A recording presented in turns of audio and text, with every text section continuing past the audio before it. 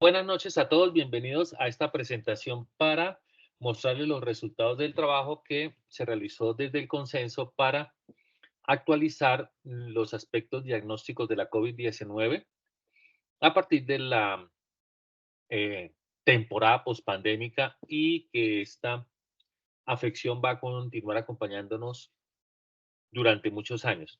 Para mí es un placer presentar a dos personas extremadamente juiciosas e inteligentes que participaron activamente en el desarrollo de estas recomendaciones como relatoras y que ya son dos excelentes infectólogas graduadas, la doctora Alejandra Contreras Torres, graduada de la Universidad del Rosario y actualmente trabajando en la Subred Sur y como, ¿cómo se llamará eso? Se dice, no, se dice asistencia científica, en asistencia científica en la Subred Norte.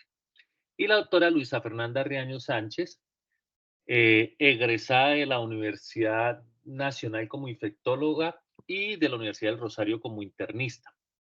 Estas dos infectólogas de la nueva generación, pues nos presentarán todo el trabajo desarrollado a partir del consenso y no quiero quitarles el tiempo de exposición, así que las dejo con ustedes. Muchas gracias por poner atención a las doctoras y más adelante dejaremos 20 minutos para preguntas y respuestas en la que participaremos desde el consenso. Muchas gracias.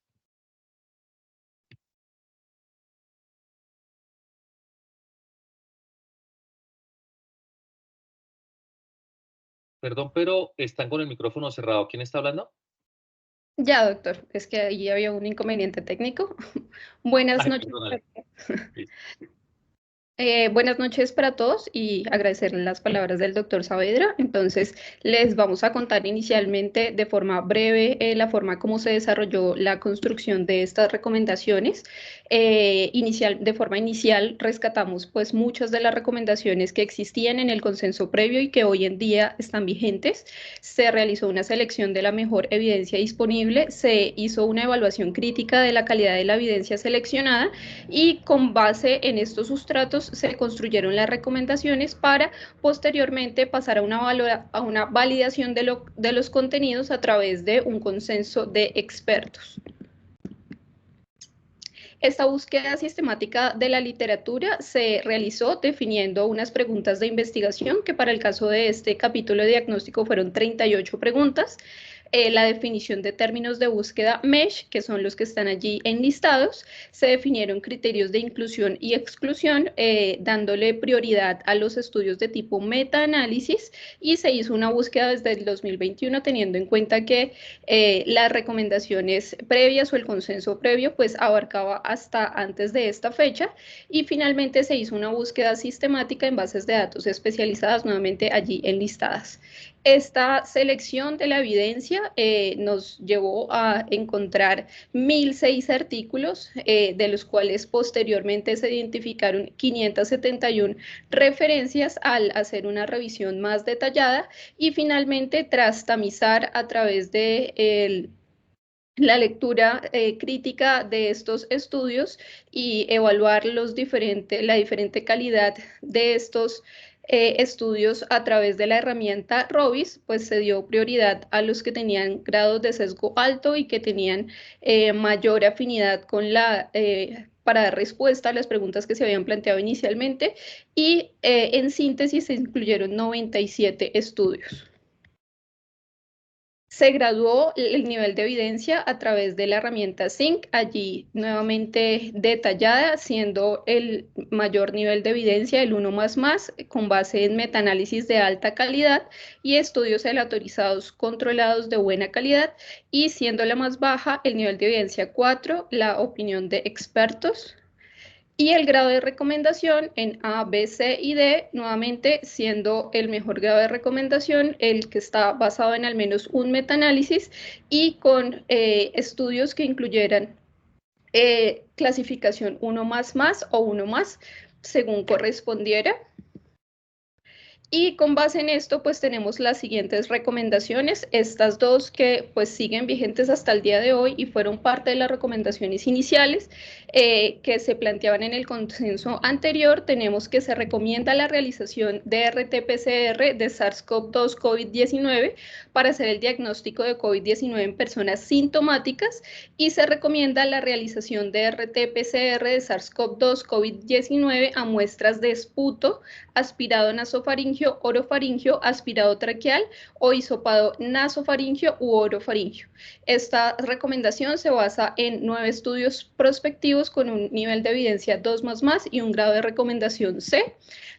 Aquí están enlistados todos estos estudios. Esta, como es una recomendación que se rescata del consenso previo y que no ha tenido mayor variabilidad, pues no vamos a profundizar un poco más allá en la evidencia. La siguiente recomendación es que se recomienda, cuando se tenga valoración por el laboratorio, usar la saliva como muestra biológica para detección de SARS-CoV-2 COVID-19. Esta recomendación se basa en 2 metaanálisis con un nivel de evidencia 1++ y un grado de recomendación A. Allí están descritos los 2 metaanálisis más importantes que se identificaron, donde tenemos una sensibilidad ponderada de estas pruebas realizadas en saliva de entre el 88 y 93%, con una especificidad cercana al 100%, lo que demuestra un excelente rendimiento y las hace igualmente candidatas a estas muestras a realizar el diagnóstico de SARS-CoV-2. La siguiente recomendación es la realización de una segunda prueba de RT-PCR a las 72 horas según disponibilidad en pacientes con la primera prueba negativa con alta sospecha de neumonía por SARS-CoV-2 COVID-19, basado en un metaanálisis con nivel de evidencia 1+ y grado de recomendación A. El metaanálisis en el cual se basa esta recomendación nos muestra cómo hasta el 58% de los pacientes con COVID-19 pueden tener resultados iniciales falsos negativos de RT-PCR. Esto, por supuesto, a correlacionar con el tiempo de incubación del virus. Se recomienda que cuando se utilice una prueba molecular RT-PCR para el diagnóstico de infección por SARS-CoV-2, esta se realice antes del 10º día de síntomas. Esta recomendación está basada en un metaanálisis con un nivel de evidencia 1+ y un grado de recomendación A. Y este metaanálisis, que incluye 56 estudios, nos muestra una mediana del periodo de incubación que oscila entre 1.9 y 10.8 días, que es el tiempo aproximado o estimado en el que debería recuperarse el virus en las muestras respiratorias ya definidas. Se recomienda que cuando no se pueda utilizar la prueba molecular RT-PCR o no se cuente con oportunidad en el reporte para el diagnóstico de infección por SARS-CoV-2, se realice una prueba rápida de antígeno como alternativa diagnóstica antes del 10º día del inicio de síntomas. Esta recomendación está basada en un metaanálisis con nivel de evidencia 1+ y grado de recomendación A. Aquí tenemos una sensibilidad y especificidad ponderadas de acuerdo a este metaanálisis que incluyó 123 estudios de 70.6% y 98.9% respectivamente, nuevamente haciendo esta prueba nuevamente ideal para el diagnóstico cuando no exista la posibilidad de realizar la PCR. Se recomienda que cuando persista una alta sospecha de infección por SARS-CoV-2 COVID-19, a pesar de una RT-PCR negativa previa o más, se considere un probable diagnóstico alternativo y evaluar la posibilidad de fibrobroncoscopia con muestra de lavado broncoalveolar. Esta recomendación se basa en un metaanálisis con nivel de evidencia 1+ y un grado de recomendación A. Y aquí nuevamente tenemos que la estimación resumida de las proporciones de positividad de SARS-CoV-2 en el líquido broncoalveolar en pacientes con al menos una prueba nasofaringea previa negativa fue del 20%, es decir, estas pruebas bajas tomadas a partir de fibrobroncoscopia nos aumentan la posibilidad diagnóstica en 20% y además nos permiten recuperar otras muestras para identificar patógenos que pueden ser coinfectantes o un diagnóstico alternativo. Este metaanálisis, que incluyó 13 estudios. No se recomienda la realización de pruebas RT-PCR seriada en pacientes con enfermedad grave o comorbilidades, particularmente adultos mayores, o que exista uso de corticoides, porque pueden presentar una excreción viral prolongada cuando exista una prueba positiva dentro de los últimos 20 días. Esta recomendación se basa en un metaanálisis, nivel de evidencia 1+, grado de recomendación A.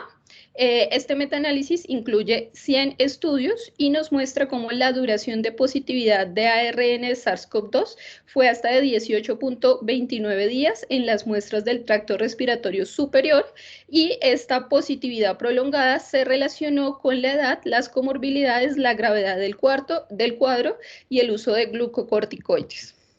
Se recomienda tener en cuenta que las tasas de reinfección más altas se observan después de 6 a 11 meses desde el primer episodio, basado en el seguimiento del comportamiento de la variante Omicron, teniendo en cuenta que es probable que las nuevas variantes tengan un comportamiento similar durante los picos epidémicos.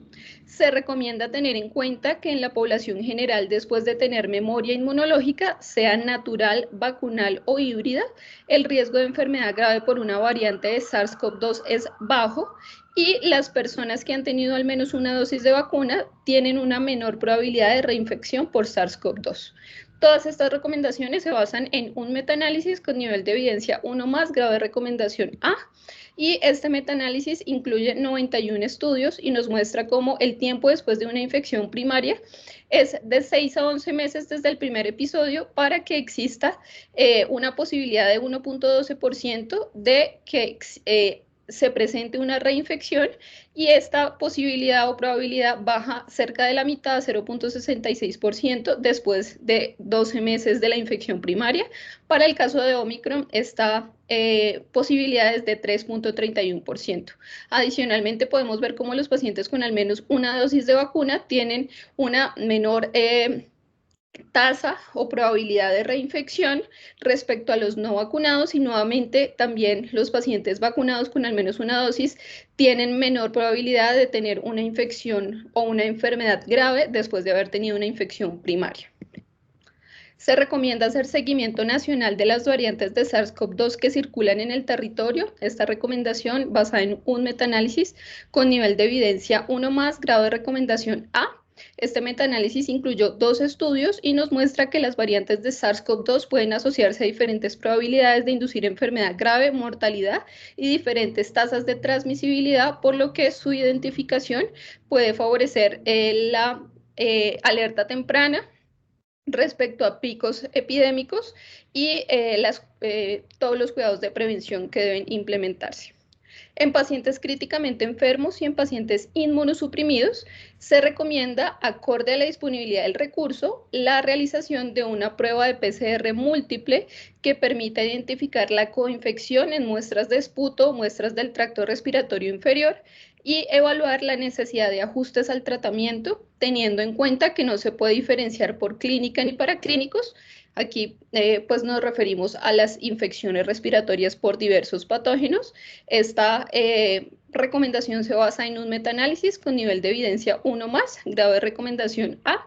Este metaanálisis incluye 59 estudios que nos muestra una prevalencia general de coinfección de 5.01% entre pacientes con COVID-19, y aquí las pruebas de panel viral múltiple y otras pruebas de detección múltiple de otros patógenos, incluyendo los bacterianos, se recomiendan en pacientes con síntomas compatibles, y esto adaptado a nuestro medio y a la disponibilidad del recurso, pues hay que priorizarlo a pacientes graves o pacientes que tengan condiciones de inmunosupresión. Se recomienda en pacientes con infección por SARS-CoV-2 tener presente la posibilidad de complicación con sobreinfección fúngica como Aspergillus, Candida invasiva y mucormicosis, en especial en pacientes con antecedentes de diabetes mellitus. Esta recomendación se basa en 2 metaanálisis con nivel de evidencia 1+, grado de recomendación A. El primer metaanálisis incluye 298 reportes de caso de casos donde se identifica la coinfección de COVID y mucormicosis, y se identifica que la mortalidad, por supuesto, fue más alta en estos pacientes, y que los mayores casos o informes de esta coinfección provienen de países de bajos ingresos o ingresos medios. Nuevamente, esto adaptado a nuestro medio, pues nos lanza una alerta respecto a tener presente este tipo de coinfecciones. Y el segundo metaanálisis, que incluye 8 estudios, nos muestra una prevalencia de infección fúngica del 12.6%, siendo aquí la coinfección más frecuente el Aspergillus. Sin embargo, tenemos otros hongos como ya los enlistados, Cándida y Mucor. Entonces es importante tener en mente una alta sospecha diagnóstica para identificar estas coinfecciones. Se recomienda en pacientes con COVID-19 que cumplan la definición de sintomático respiratorio y, según el criterio clínico, descartar activamente tuberculosis pulmonar. Aquí tenemos un metaanálisis con nivel de evidencia 1 más y grado de recomendación A. Este metaanálisis incluye 42 estudios, la mayoría de ellos provenientes de África. Allí se identificó una tasa de coinfección de 0.06%. Sin embargo, las tasas de letalidad global y hospitalaria ascienden a 13 y 17% en el caso de los pacientes que tienen coinfección. En cambio, los que tienen solamente COVID, esta tasa de mortalidad es de 0.68 en estos estudios provenientes de estos países. Sabemos que durante la pandemia pues perdimos oportunidad de diagnóstico de muchas enfermedades de interés en salud pública como la tuberculosis, por eso es importante nuevamente no perder de vista la existencia de estas coinfecciones. Se recomienda en pacientes con infección confirmada por SARS-CoV-2 y alteración de signos vitales, oxigenación y o factores de riesgo, la realización de hemograma, proteína C reactiva, enzimas hepáticas, bilirrubinas, función renal, LDH, CK, troponinas, electrocardiograma, dímero D, y todo esto para definir criterios de gravedad y hospitalización. Esa recomendación está basada en 3 metaanálisis con nivel de evidencia 1 más y grado de recomendación A.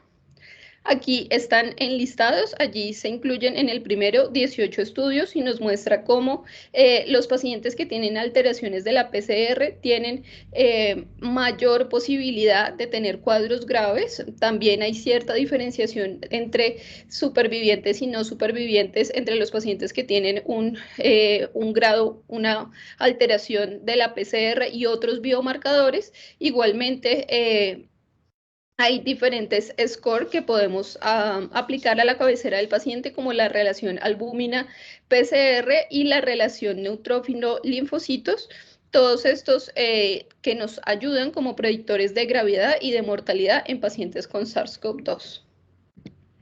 Se recomienda realizar hemocultivos en pacientes con enfermedad grave que presentan SDRA, sepsis o choque séptico.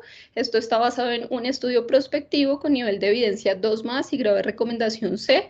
Este estudio de 2020 muestra una tasa de incidencia de 47 episodios por 1000 días paciente en riesgo, y este riesgo acumulado de desarrollar al menos un episodio de infección del tracto del torrente sanguíneo es de hasta el 25% después de 15 días de riesgo del paciente. Entonces, nuevamente, la identificación de estas coinfecciones, principalmente bacterianas, impacta en la evolución del paciente. Es importante realizar su identificación. No se recomienda el uso rutinario de procalcitonina para evaluar gravedad o definir inicio de antibiótico-terapia ante la sospecha de coinfección bacteriana. Esta recomendación se basa en 2 metaanálisis, nivel de evidencia 1 más y grado de recomendación A. El primer metaanálisis del año 2020, que incluye 12 estudios, quizás reconocido por algunos de los asistentes, que nos muestra que es poco probable que el nivel de procalcitonina proporcione una evidencia suficiente y confiable como para que se traduzca en la prescripción de un antibiótico o, por el contrario, en la suspensión del mismo en el escenario de pacientes con neumonía. Y el segundo metaanálisis, específicamente de pacientes con COVID, que incluye 4 estudios, nos muestra que el COVID severo, en ausencia de una coinfección, también puede presentar algunas elevaciones de procalcitonina, y por esta razón no se debería tomar como un marcador para definir la prescripción de antibióticos en estos pacientes. Por supuesto, todo hay que enmarcarlo en el cuadro clínico y la evolución del paciente. Se recomienda en los pacientes con sospecha clínica de neumonía realizar una radiografía de tórax. Aquí tenemos un punto de buena práctica, que es tener en cuenta el diagnóstico diferencial de las opacidades del espacio aéreo de distribución periférica, particularmente pleurales y de predominio basal pueden sugerir neumonía viral que incluye SARS-CoV-2, neumonías bacterianas y entidades no infecciosas. Esto es para recordar que si bien en algún momento de la pandemia teníamos un predominio de infecciones por SARS-CoV-2, pero en la actualidad hay que tener en cuenta todos los diferenciales que pueden ser incluso otras etiologías y estos patrones pues ya no representan un hallazgo tan típico para hablar de COVID. Y se recomienda la realización de tomografía de tórax en pacientes con sospecha de neumonía y hallazgos inespecíficos en la radiografía de tórax o para detectar complicaciones asociadas a SARS-CoV-2. Aquí hay otro punto de buena práctica clínica para recordar que para evaluar el parénquima pulmonar es importante utilizar una técnica de TACAR, una tomografía de alta resolución. En cambio, si lo que se pretende evaluar es la alteración pleuropulmonar o las complicaciones vasculares, debería utilizarse una tomografía contrastada. Estas recomendaciones están basadas en 5 metaanálisis con nivel de evidencia 1 más, grado de recomendación A. Aquí simplemente están enlistados algunos de los más grandes con 22, 21 y 15 estudios y estas metaanálisis nos muestran cómo hay una correlación entre la extensión de la alteración pulmonar y la existencia de complicaciones, cómo se correlaciona con gravedad y posible mortalidad y cómo esto nos puede orientar en el manejo de los pacientes. Un punto de buena práctica clínica es considerar el uso de ultrasonido de tórax a la cabecera del paciente para detectar complicaciones pleuropulmonares asociadas a neumonía cuando existan dificultades para tomar una tomografía de tórax. Esta recomendación se basa en este punto de buena práctica, se basa en un metaanálisis con nivel de evidencia 1 más y grado de recomendación A. Y nuevamente aquí nos muestran cómo en un periodo de alta prevalencia de COVID se utilizó el ultrasonido para también caracterizar estas alteraciones pulmonares y el ultrasonido tuvo una sensibilidad del 87% para el diagnóstico de la infección y diversas complicaciones por COVID, especialmente de tipo pleuropulmonar. Buenas noches para todos. Para continuar con parte de la sección de diagnóstico que incluye también los factores de mal pronóstico respecto a algunas poblaciones de riesgo, las recomendaciones que se dejaron, se recomienda incluir como factor de riesgo para mal pronóstico para la enfermedad COVID-19 los siguientes factores: la edad mayor a 60 años, ser hombre, tener obesidad, tener antecedente de tabaquismo, una enfermedad cardiovascular, diabetes mellitus, enfermedad pulmonar obstructiva crónica, hipertensión arterial, neoplasias hematológicas y sólidas, enfermedad reumatológica, embolia pulmonar, tener infección por VIH con conteo de CD4 inferior a 250 células por microlitro, tener un antecedente de ACV previo, hipertensión pulmonar y un esquema incompleto de vacunación contra COVID-19. Todas estas categorías o estos antecedentes principalmente salen del estudio de 18 metaanálisis y por eso da un nivel de evidencia 1 más con grado de recomendación A. En el siguiente cuadro están enlistados algunos de esos factores junto con los autores pues, de los metaanálisis y los estimadores de asociación, todos con significado estadístico, y esa es la razón por la cual se incluyó esa lista tan larga pues, de factores. Además, se recomienda para la clasificación de gravedad realizarla según estas categorías: no complicado, neumonía leve, neumonía grave, el SDRA y finalmente el choque séptico. Esta recomendación se mantiene también pues, de las guías previas y por eso está basado en 2 guías de práctica clínica con un nivel de evidencia 1 más y un grado de recomendación A. Se considera un punto de buena práctica clínica utilizar estas escalas para determinar si el paciente requiere intervención hospitalaria o ingreso a la unidad de cuidados intensivos. Estas escalas incluyen el CRB-65, el CURB-65, el QIC-SOFA y el NEWS-2. Estas, escalas fueron validadas en diferentes contextos y eso pues les da diferentes áreas bajo la curva que da un rendimiento moderado a alto.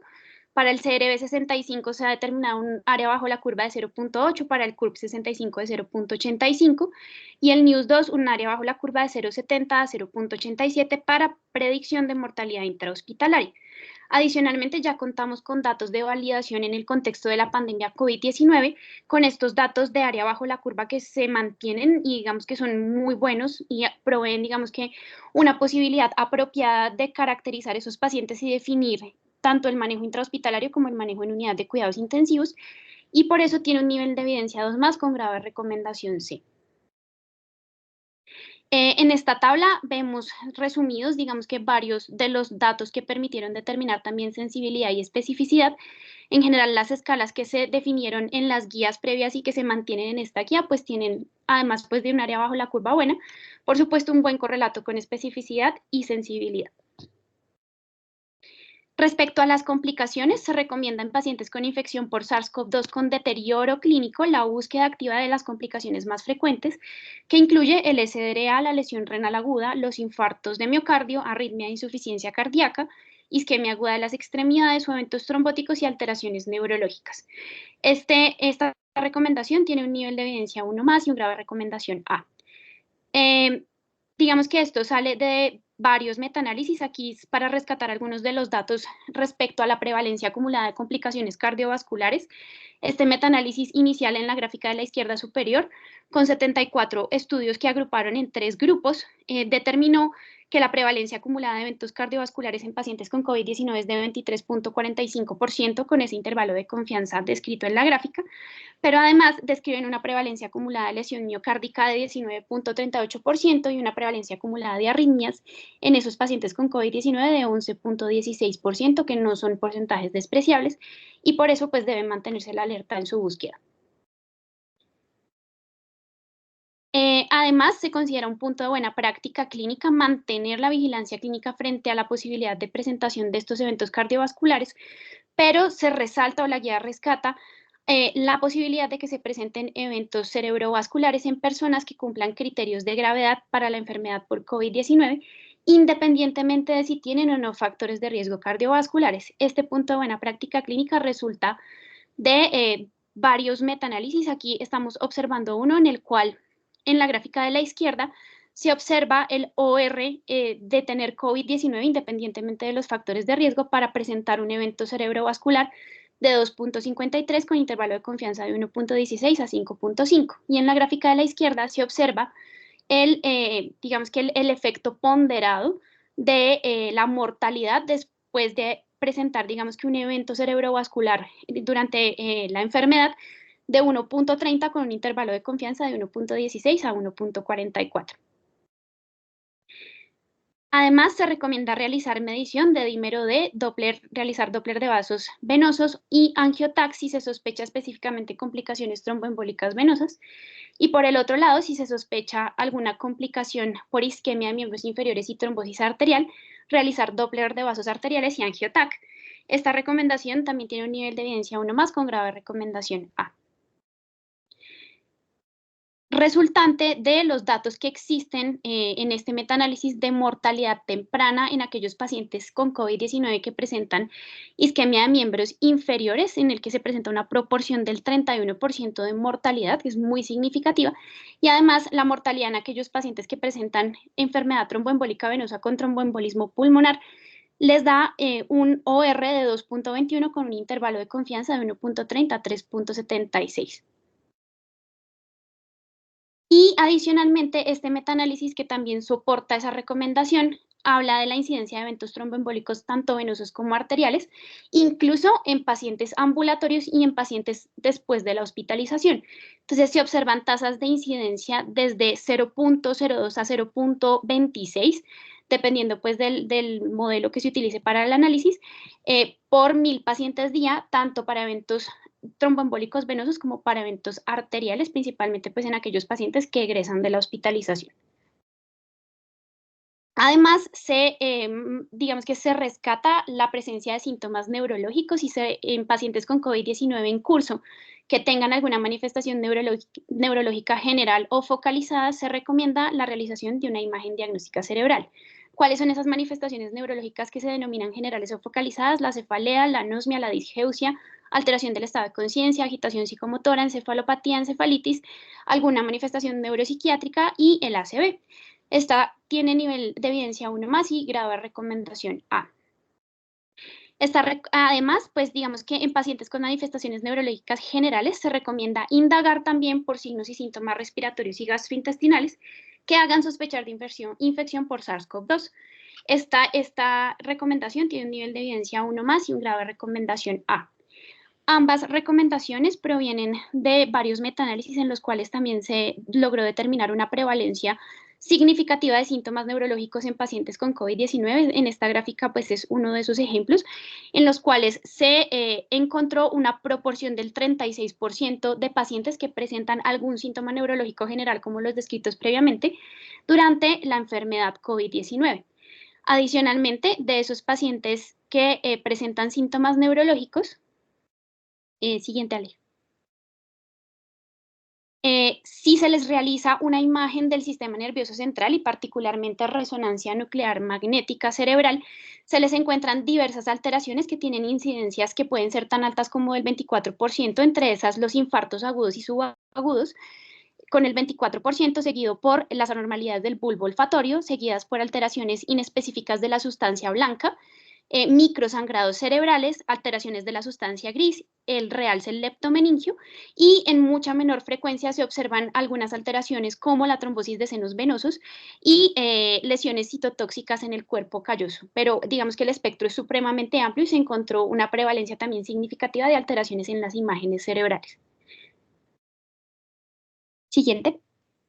Ya entrando, digamos que en los grupos de riesgo que representan mortalidad, se rescatan dos grupos significativos. El primero es aquellos pacientes que tienen cáncer de pulmón y se recomienda pues que se identifiquen los pacientes con cáncer de pulmón activo en cualquiera de sus estadios bajo cualquier esquema o modalidad de tratamiento como población de alto riesgo de mortalidad por COVID-19. Esta recomendación tiene un nivel de evidencia 1+ y grado de recomendación A, proviene de este metaanálisis citado en el recuadro del inferior izquierdo, que determinó un RR de 1.68 de este intervalo de confianza para fallecer durante la enfermedad por COVID-19 en aquellos pacientes pues, que tienen diagnóstico de cáncer de pulmón. Y por el otro lado, la infección por VIH, se recomienda considerar a los pacientes con VIH con bajos conteos de CD4, que tengan replicación viral no controlada, que no tengan terapia antirretroviral o que tengan mala adherencia como población de alto riesgo también para mortalidad por COVID-19.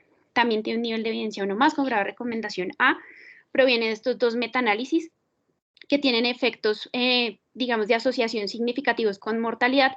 El primero de ellos con un efecto ponderado de 1.43 y el segundo de ellos publicado en el 2022 con un RR de 2.29 para fallecer por COVID-19. Otro de los puntos significativos de la guía hace referencia a la quimioterapia y las neoplasias hematológicas.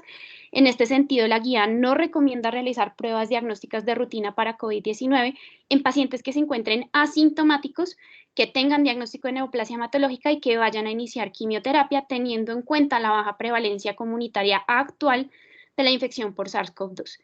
Esta recomendación tiene un nivel de evidencia 3 y un grado de recomendación D. Esto parte de algunos estudios que son observacionales, unas cohortes y algunos reportes de caso, en los cuales se ha determinado que realizar RT-PCR para SARS-CoV-2 en pacientes con neoplasia hematológica previos a quimioterapia y que se encuentran asintomáticos da tasas de positividad muy bajas que están alrededor del 3.5% al 4%. Que corresponden a 2 pacientes pues, de estos estudios. Entonces, la prevalencia es baja y además no tiene, digamos que una implicación clínica claramente determinada. Podría implicar retrasos innecesarios en el inicio de la terapia que puede determinar eventos adversos e incluso comprometer la vida del paciente y por esa razón, digamos que en otros contextos y también de forma internacional se ha dejado la recomendación sujeta a la epidemiología local y esa es la razón por la cual nuestra guía no recomienda realizarlo de forma rutinaria. Para los pacientes que van a trasplante de precursores hematopoyéticos, se recomienda que todos los procedimientos de trasplante sean precedidos de una prueba de RT-PCR para SARS-CoV-2 negativa, tanto para el donante y el receptor de progenitores hematopoyéticos. Esto aplica en particular si no se cuenta con esquema completo de vacunación y requiere que tenga una vigencia máxima de 1 semana y que se garanticen las condiciones de estricto aislamiento después de realizar la toma de la muestra. Adicionalmente, se deja un punto a consideración del grupo tratante y es que en caso de que el receptor se encuentre sintomático, se recomienda aplazar la movilización del donante. Esta recomendación tiene un nivel de evidencia 3 y un grado de recomendación D. también parte, digamos que de algunos estudios, pero en este sentido tenemos un metaanálisis que incluyó 19 estudios con 2.031 pacientes con trasplante precursores hematopoyéticos y COVID-19, en los cuales se encontró una tasa de mortalidad por COVID-19 del 19% y este intervalo de confianza que es de 15% a 24%. Y una tasa de mortalidad acumulada que está diferenciada para los que van a autotrasplante de precursores hematopoyéticos del 17% y para alotrasplante de precursores hematopoyéticos del 21%. Eso justifica, digamos que la realización de la prueba. Sin embargo, hay unos puntos importantes a considerar. El primero de ellos es la vacunación, el estado de vacunación, y eso tiene que ver con otros estudios recientemente publicados de cohorte, en los que los pacientes que van a trasplante de precursores hematopoyéticos y que tienen esquemas de vacunación no tienen desenlaces adversos significativos y en su mayoría presentan COVID leve. Siguiente, Aleja. Además, pues también podría estar sujeto a la presencia de síntomas. Se considera un punto de buena práctica clínica que si previo al trasplante de precursores hematopoyéticos existe una prueba de antígeno PCR para SARS-CoV-2 positiva y el paciente no tiene síntomas sugestivos de COVID, el equipo médico deberá entonces valorar la posibilidad de que este paciente sea un depurador lento de SARS-CoV-2 y llevar a cabo el trasplante si el beneficio supera el riesgo. Ya para finalizar, dejamos algunas recomendaciones respecto al embarazo. Entonces, se recomienda mantener la vigilancia activa de síntomas asociados a enfermedad por COVID-19 durante el embarazo y realizar las intervenciones necesarias durante la gestación y la atención del parto para reducir los desenlaces adversos materno-fetales. Este tiene nivel de evidencia 1 más con grave recomendación A. Y no se recomienda en gestantes asintomáticas realizar tamización de infección por SARS-CoV-2, ya que no hay evidencia de que esta práctica genere beneficios de reducción de estos desenlaces adversos. Tiene un nivel de evidencia 1 más y una grave recomendación A. Esto proviene de 2 metaanálisis, siguiente, que incluyeron 472 estudios con 28.952 madres y 18.237 recién nacidos, en los cuales se evaluó la tasa de positividad por SARS-CoV-2 en el recién nacido de una madre previamente positiva, y esa tasa de positividad fue de 1.8%, con intervalo de confianza de 1.2 a 2.5. Se evidenciaron desenlaces negativos en aquellos que presentaron transmisión vertical, con evidencia de mortinatos en el 2%, abortos tempranos en el 1% y muerte neonatal en el 2.8%. Se encontraron como factores de riesgo para esa transmisión vertical aquellas madres que presentaban COVID-19 severo con un OR de 2.4 que requerían ingreso a la unidad de cuidados intensivos con OR de 3.5 y finalmente pues que la madre falleciera por COVID-19 con un OR de 14.1. Y esas son todas las recomendaciones de nuestro capítulo de diagnóstico y de factores de mal pronóstico y enfermedades asociadas. Muchas gracias. Muchas gracias a ustedes, a Luisa y a Alejandra. Excelente presentación. Qué orgullo escucharlas hablar con tanta propiedad y conocimiento del consenso. Hicieron una expresión muy clara de las ideas sobre cómo abordar el diagnóstico de una persona asintomática respiratoria, de sus estudios durante la hospitalización en caso de ser necesario, la evaluación de complicaciones e indicaciones para poblaciones especiales. Muchas gracias. Ahora dejamos abierto el chat para las preguntas. Habíamos dicho que teníamos 20 minutos para preguntas o intervenciones. Por favor, las pueden hacer a través del chat y las vamos acumulando. Si tienen dudas, pues esperamos y con mucho gusto responderemos. Señora. O si alguien quiere hablar, también podemos activarle el micrófono, sí. Perfecto. Si tienen, levantan la mano y Sonia desde la asociación les activará el micrófono. Así que somos todos oídos para responder las inquietudes que ustedes tengan y queremos o deseamos poderlas responder adecuadamente. No hubo preguntas, fue muy claro para todos. Doctor, entonces invitarlos a las siguientes, pero así que sí. Bueno, ¿podría entrar más al detalle entre RT-PCR y pruebas de antígeno? Sí, hay una gran proliferación de artículos presentando diferentes pruebas y existen diferentes generaciones, tanto de las pruebas moleculares como de las pruebas de antígenos. Los antígenos tomados de las vías aéreas inferiores son tan efectivos como las PCRs cuando son de última generación. Entonces, pueden ser una buena forma de alcanzar el diagnóstico cuando no se tenga a disposición de PCR. La prueba de PCR en tiempo real sigue siendo la prueba de oro. Si la tienen disponible, es la primera elección contra el antígeno, sin que en condiciones de urgencia o de limitaciones respecto a la disponibilidad de prueba molecular, el antígeno es una muy buena prueba. Las pruebas rápidas o en los pasillos o en los aeropuertos o esas que utilizaban como diagnóstico poblacional, pues tienen menos sensibilidad. Entonces, ese sería como la ampliación que podríamos hablar entre pruebas de antígeno y PCR. No sé si eso aclara su duda o quiere ampliar un poquito más la información. Entonces, con mucho gusto le abrimos el micrófono.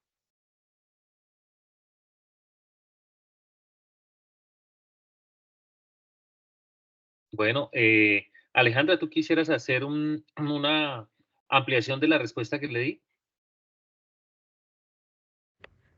No, señor, realmente, básicamente eso es lo que encontramos en los estudios. Hay un poco menos de sensibilidad en las pruebas de antígeno, que va más o menos del 70 al 80%, que es la razón de que sigamos prefiriendo las PCRs sobre las pruebas de antígeno y pues que sean hoy en día y continúen siendo el estándar de oro para el diagnóstico, pero por supuesto ante la disponibilidad del antígeno, por rapidez o por recursos, pues es una alternativa para el diagnóstico.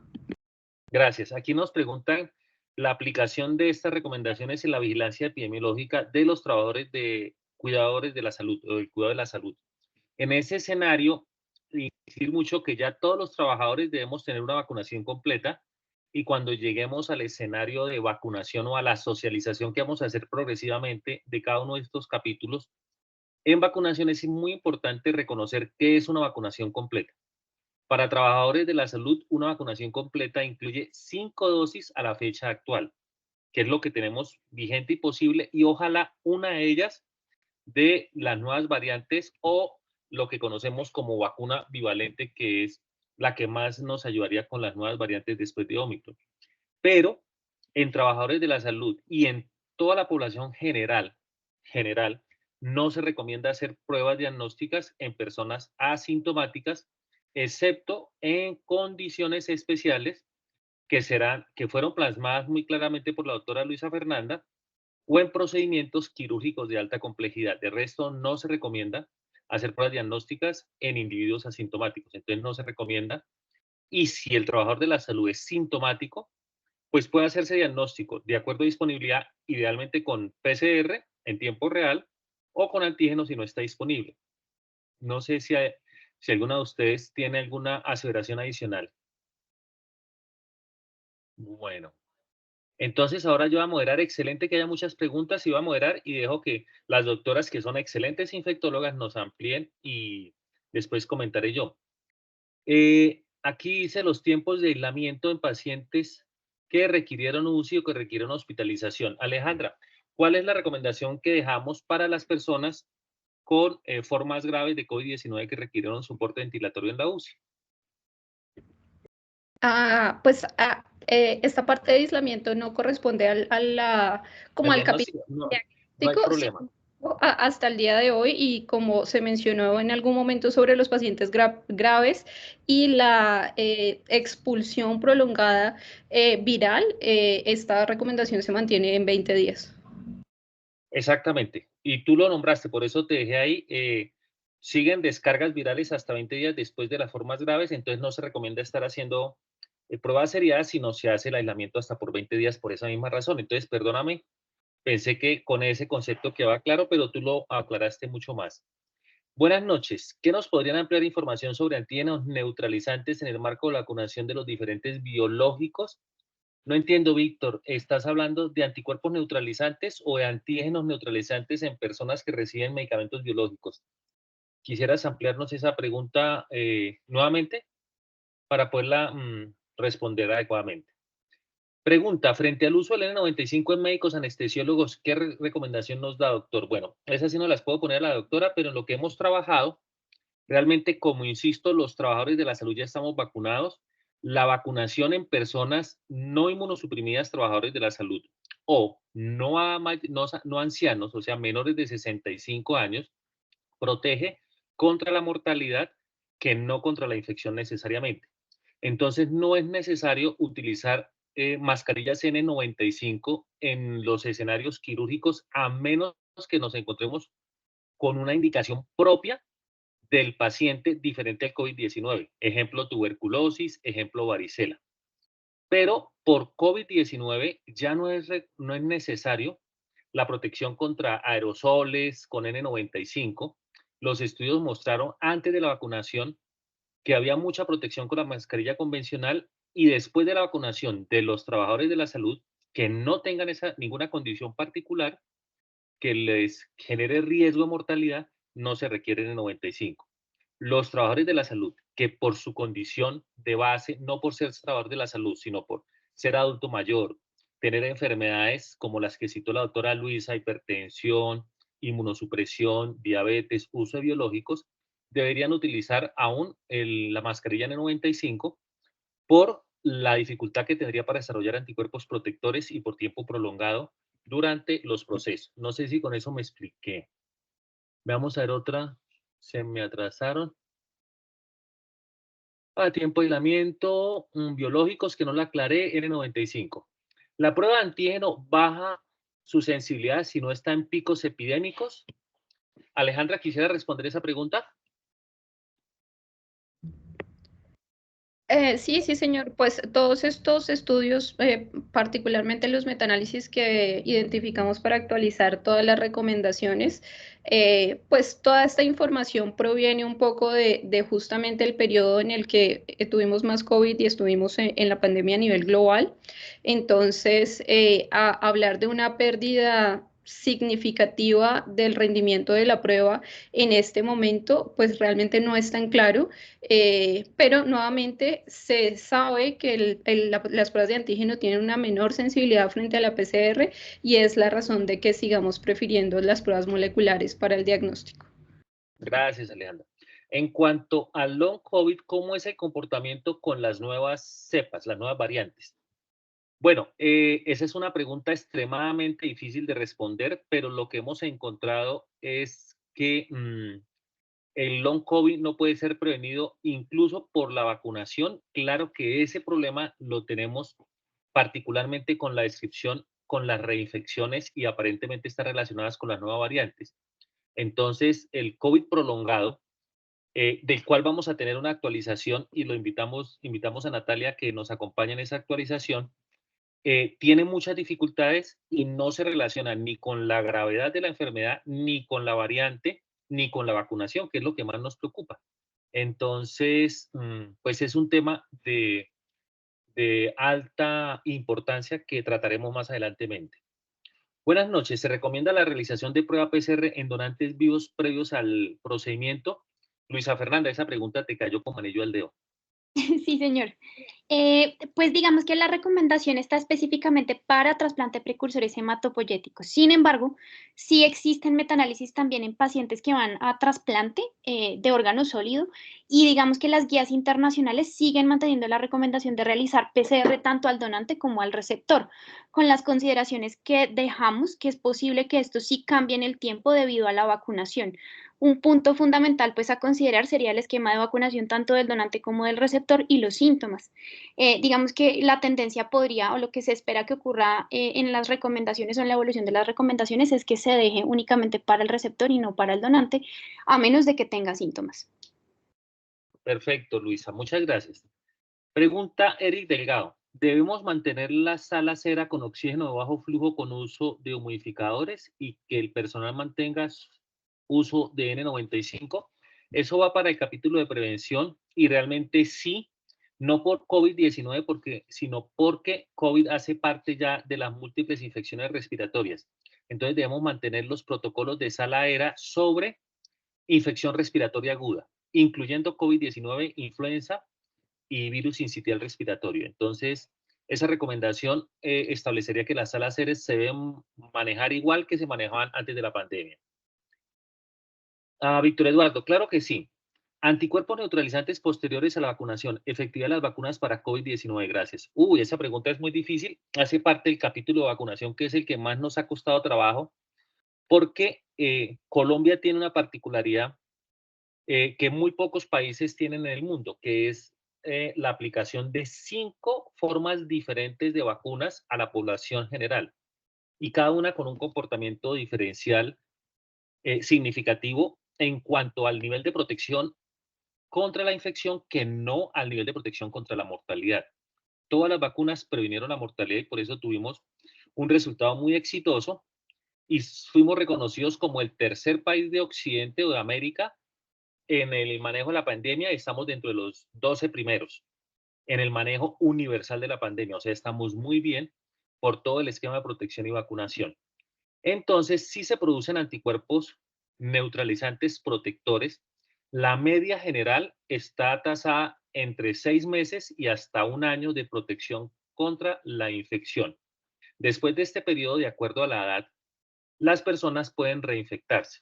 Esa reinfección habitualmente es menos grave, menos manifiesta en su virulencia, pero hay algunos reportes de mantener la prevalencia de síndrome post-COVID de manera significativa. Entonces, aún no tenemos respuesta sobre cuándo vacunarnos, cómo generar las nuevas vacunas, pero lo que existe hasta ahora es que las vacunas ancestrales no protegen efectivamente contra la infección por las nuevas variantes de COVID-19.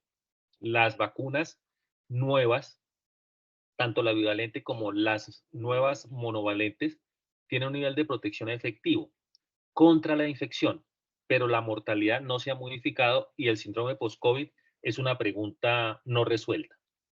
Marta Isabel Álvarez, de acuerdo, gracias panelistas, excelente. Buenas noches. Pregunta Carlos Andrés Silva. ¿Es punto de buena práctica clínica realizar pruebas de COVID-19 en pacientes que serán llevados a cirugía cardiovascular, especialmente en cirugías de corazón abierto? En principio, sí, por ser una cirugía mayor. Entonces, ¿cuándo está indicado? En cirugías mayores, en adultos mayores de 65 años y en personas con vacunación incompleta o cuya vacunación cumpla un periodo mayor a 1 año. Se ha mostrado que la mortalidad en las cirugías mayores de hombres mayores de 65 años con vacunación incompleta o de más de 1 año se incrementa por esta cirugía mayor. Entonces, en cirugía cardiovascular sí podría ser una indicación. O sí es una indicación y estará en el procedimiento de prevención de complicaciones. Buenas noches. ¿Qué recomendaciones en cuanto a toma de pruebas nos daría en el ámbito ambulatorio teniendo en cuenta pico respiratorio y coinfecciones con otros virus? Bueno, Alejandra, ¿podrías ayudarnos con esa pregunta? Y si quieres yo la complemento. Sí, señor. Pues en el ámbito ambulatorio hay que devolvernos un poco a lo que hemos hecho tradicionalmente con los virus respiratorios, y es que en un paciente con sintomatología leve, realmente en la actualidad, con la vacunación y con pues todas las consideraciones que hemos venido relatando, quizás el diagnóstico etiológico del virus que está produciendo la infección pierde un poco como la relevancia en las condiciones epidemiológicas actuales. Entonces, en el ámbito ambulatorio, pues un paciente con una infección respiratoria leve se trataría igual que cualquier otro paciente y pues se tendría que dar una incapacidad acorde a sus síntomas iniciales, obviamente nuevamente enmarcándolo en el escenario de vacunación y el escenario epidemiológico actual. Un paciente que tenga una sintomatología un poco mayor, que necesite un ingreso hospitalario o en un escenario donde estemos nuevamente en un pico epidemiológico, quizás sí tenga más sentido tratar de identificar la etiología del virus, particularmente SARS-CoV-2, por todas las implicaciones de aislamiento, y en ese caso pues habría que acceder a PCR o antígeno dependiendo de los recursos de cada una de las unidades ambulatorias y por supuesto de la rapidez también para obtener el resultado.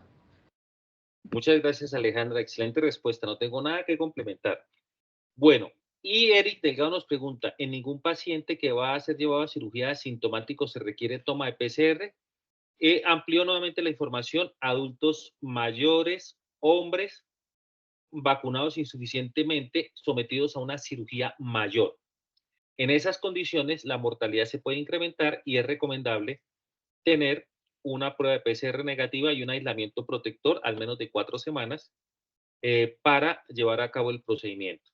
Entonces, 100 los asintomáticos de cirugía mayores, hombres y mayores de edad. Mayores, ancianos, adultos mayores, perdón, ancianos, no mayores de edad. Bueno, muchísimas gracias a todos. Excelente participación de los participantes, perdón la redundancia, de los asistentes a nuestra reunión. No quedaron preguntas por resolver. Muchas gracias a las doctoras Alejandra y Luisa Fernanda. Excelente presentación, no me cansaré de decirlo. Fueron muy claras, mostraron su conocimiento evidente y me siento complacido de haber trabajado con ustedes. Muchas gracias. Doctor Saavedra, contarles que vamos a hacer otras... Sí.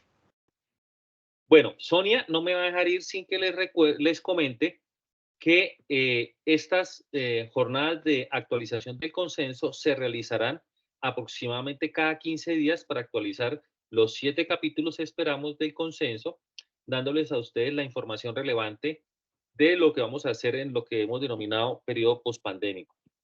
Muchísimas gracias. Hasta luego. Gracias, profe. Muchas gracias a todos por la asistencia y las preguntas. Feliz noche. Gracias, Alejandra. Gracias, Luisa. Gracias a todos. Buenas noches. Gracias. Muchas gracias. Buenas noches. Y se dieron cuenta que el